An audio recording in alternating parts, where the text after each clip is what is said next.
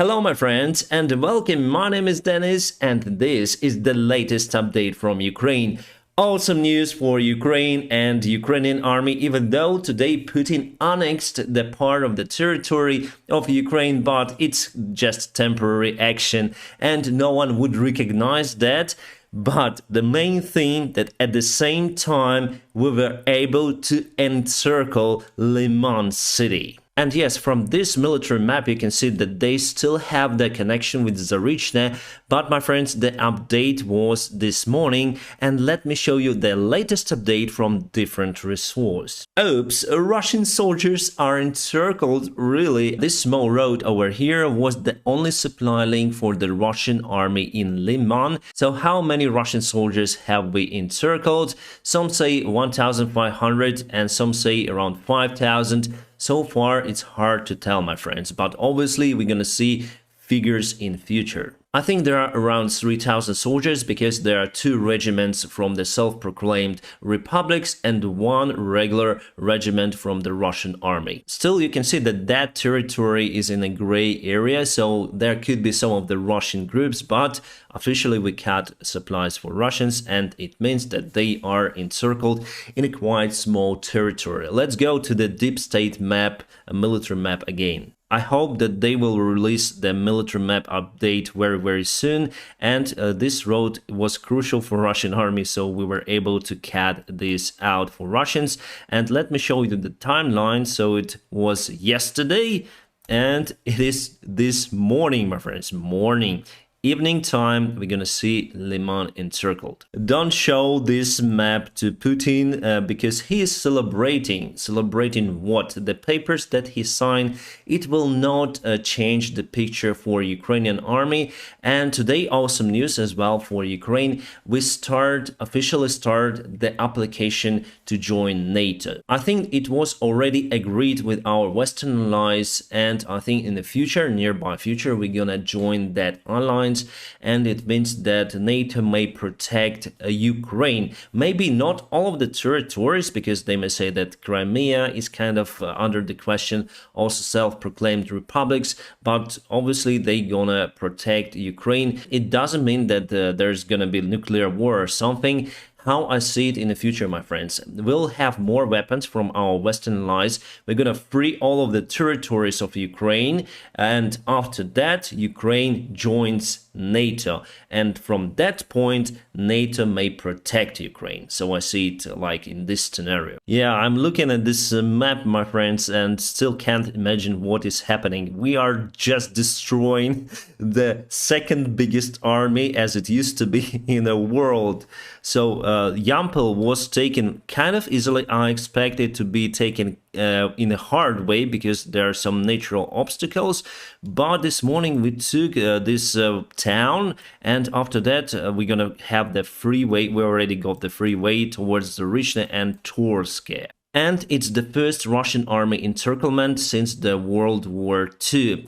Remember in 2014 that it was the conflict, so the war in this area of Donbass, and you might have heard this name, Izyum. So our army, Ukrainian army, was trapped there, and our leaders agreed with the Russians that our soldiers would go from Izyum without weapons. So our soldiers went through the column and were targeted by Russians, so we were not armed and we lost quite a lot of people there, around 500. So it's the payback time for Russia because they have now more troops encircled in Lyman. And now I just want to show you the Lyman city itself. It's kind of big one, industrial city. It has lots of the railroads, big railway station, as you can see, mostly for coal, iron, and many other things. Here we have the small airfield even, and what else? Fields, so nowhere to hide, no forests, no bushes.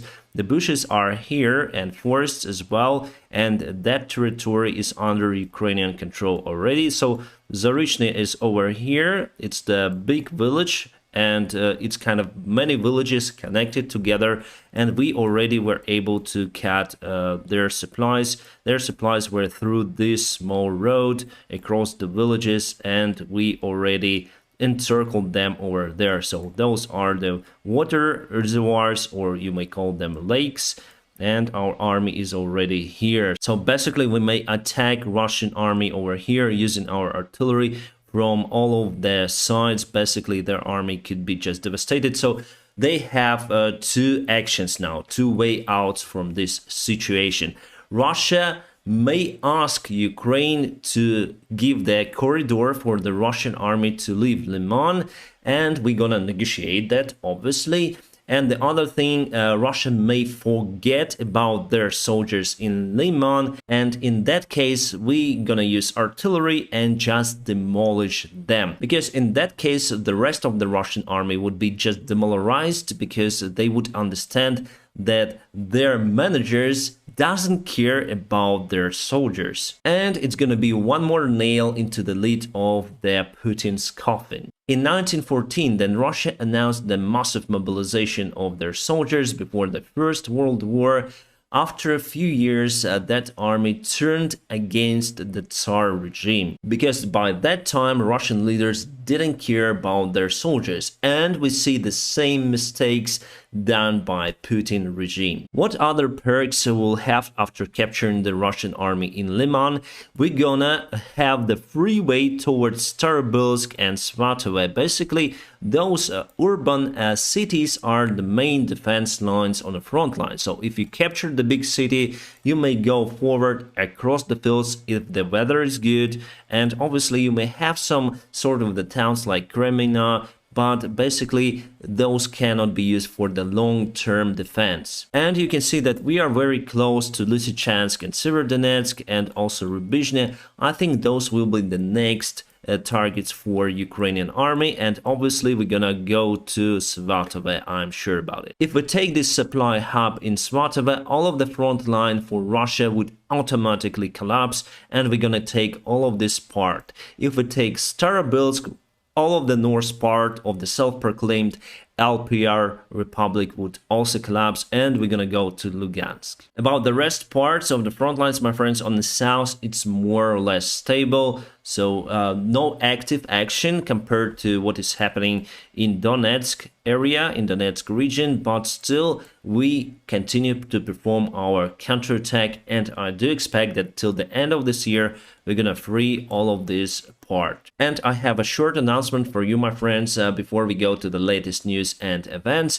I have my Telegram channel. I'll put it to the video description below, so please subscribe, because there I publish what I cannot publish on YouTube, some of the videos and other stuff. So join my Telegram channel as well. There were some of the rocket attacks on civilians this morning in Zaporizhzhia and Dnieper. Many civilians lost their lives. One of the rockets hit the column of civilian cars that were going from one place to another, and it's terrible. I already posted that in Telegram. So Tiva is on the far east of Russia, and those people live there. They live in poverty. So if family gives men to Russian army for mobilization to be killed in Ukraine, son, father, doesn't matter, they will receive these sheep.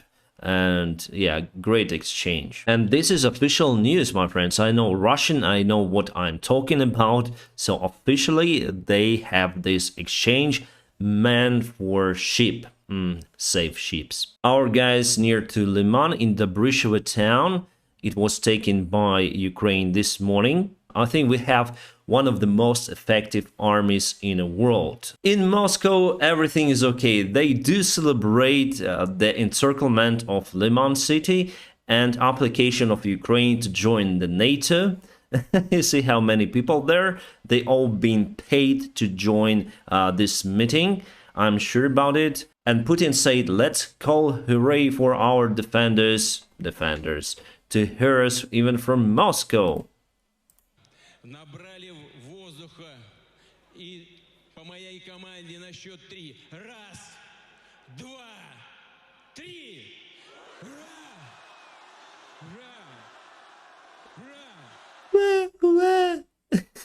Oh, they have lots of the young patriotic men, I think they should go and try themselves in Russian army. Why not? They already got inspired by today's Lyman encirclement, and I think they going to follow the Russian soldiers' steps. Russia sends more tanks to Ukraine. As I see it, those are T-62, very old, with no modern armor, as you can also see that, and they are a little bit rusty. We have the amber color. I don't know if you can see it from the screen, but obviously they were removed from the long-term storage. On the other hand, the Ukrainian army got modern type of weaponry from our Western allies. And President Biden already said today that United States of America will give Ukraine all of the required weapons to free the captured territories of our country. Today, Russia tried to gather some sort of the column to leave Lyman over here from Zaporizhzhia,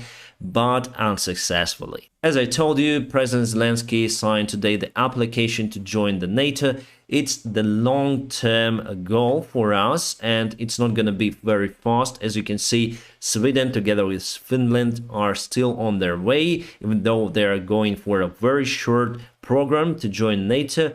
Here, Ukraine may join, I think, in 1 or 2 years, and we have the time to free our country completely, then join NATO, and in that way we'll be protected by alliance. And I think that NATO also needs Ukrainian army because it's the best army in the world that has military experience. I think Russian leader got some sort of the psychological problems. Even with high heels, he's kind of short, and obviously he got some psychological trauma about that. He's like a small Napoleon and modern-day Hitler. Our guys filmed what is left from the Russian tanks in Lyman. Unfortunately, I cannot show you the full video because it's against the YouTube policy, so please join my Telegram channel to see more content. This is the Russian opposition journalist. She is pregnant and still was arrested by the Russian militia. At least she got her phone, and I think that everything will be fine. Disability flash mob in Russia. So those guys,